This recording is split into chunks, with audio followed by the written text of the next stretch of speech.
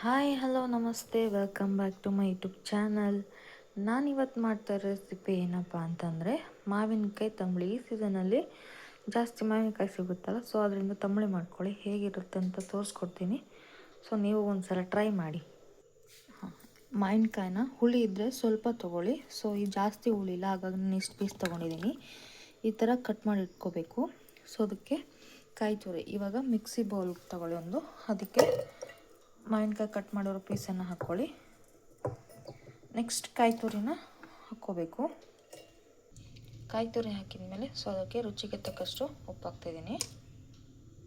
So ಇದಕ್ಕೆ ನೀರು ಹಾಕಿ ಬೀಸೋದಕ್ಕಿಂತ ಮೊಸರು, ಗಟ್ಟಿ ಮೊಸರಾಗಲಿ ತೆಳು ಮೊಸರಾಗಲಿ, ಈ ಥರ ಮೊಸರನ್ನು ಹಾಕಿ ಮಿಕ್ಸಿ ಮಾಡಿದರೆ ಟೇಸ್ಟ್ ಚೆನ್ನಾಗಿ ಬರುತ್ತೆ. ಸೊ ಹಾಗಾಗಿ ನಾನು 2 ಸ್ಪೂನ್ ಮೊಸರು ಹಾಕ್ತಿದ್ದೀನಿ. ಸೊ ಇವಾಗ ಇದನ್ನು ಮಿಕ್ಸಿ ಮಾಡ್ಕೊಬರುವ. ಸೊ ಇವಾಗ ಬೀಸಾಗಿದೆ. ಈ ಥರ ಸಾಫ್ಟಾಗಿ ಒಂಚೂರು ತರ್ತರಿ ಆಗದೆ ಇರೋಗೆ ಈ ಥರ ಎಷ್ಟು ನುಣ್ಣಗೆ ಬೀಸ್ಕೊತೀರ ಅಷ್ಟು ಚೆನ್ನಾಗಾಗುತ್ತೆ. ಸೊ ನೆಕ್ಸ್ಟ್ ಇದನ್ನು ಒಂದು ತಪ್ಪಲೆಗೆ ಮಾಡ್ಕೊಳ್ಳುವ.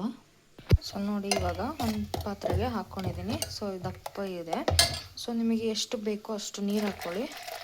ತೆಳ್ಳಗಾದರೆ ತೆಳ್ಳಗೆ, ದಪ್ಪ ಬೇಕಂದರೆ ರಾಶಿ ನೀರು ಹಾಕ್ಕೊಬಿಡಿ.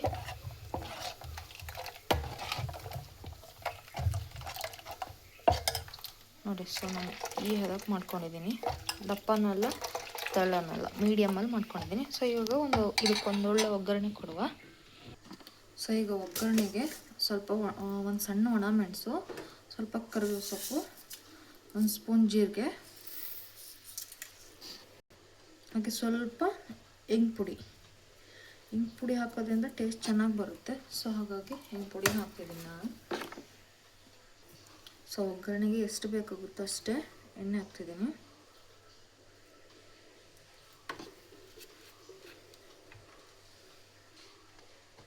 ಸೊ ಇವಾಗ ಎಣ್ಣೆಯನ್ನು ಬಿಸಿ ಮಾಡುವ. ಒಗ್ಗರಣೆನ ಚೆನ್ನಾಗಿ ಚಟಪಟ ಅಂತ ಸಿಡಿದ್ರೆ ಒಗ್ಗರಣೆ ರೆಡಿಯಾಗುತ್ತೆ. ಸೊ ಪ್ಲೀಸ್ ನನ್ನ ಚಾನಲ್ ಸಬ್ಸ್ಕ್ರೈಬ್ ಮಾಡದೆ ನೋಡ್ತಿದ್ದೀರಾ, ಸಬ್ಸ್ಕ್ರೈಬ್ ಮಾಡ್ಕೊಂಡು ನೋಡಿ. ಆಲ್ರೆಡಿ ಸಬ್ಸ್ಕ್ರೈಬ್ ಮಾಡಿರೋರಿಗೆ ಥ್ಯಾಂಕ್ ಯು. ಹಳೆ ಚಾನಲ್ ಡಿಲೀಟ್ ಆಗಿದೆ, ಸೊ ಇದು ಹೊಸ ಚಾನಲ್. ಪ್ಲೀಸ್ ಸಬ್ಸ್ಕ್ರೈಬ್ ಮಾಡ್ಕೊಂಡು ನೋಡಿ.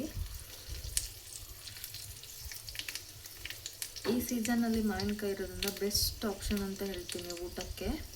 ಸೊ ನನಗಂತೂ ಭಾಳ ಇಷ್ಟ. ನೀವು ಒಂದು ಟ್ರೈ ಮಾಡ್ಕೊಂಡು ನೋಡಿ, ನಿಮಗೂ ಇಷ್ಟ ಆಗಬಹುದು. ಆಲ್ಮೋಸ್ಟ್ ನಮ್ಮ ಮನೇಲಿ ಎಲ್ರಿಗೂ ಇಷ್ಟ ಮಾವಿನಕಾಯಿ ತಂಬಳಿ ಅಂದರೆ.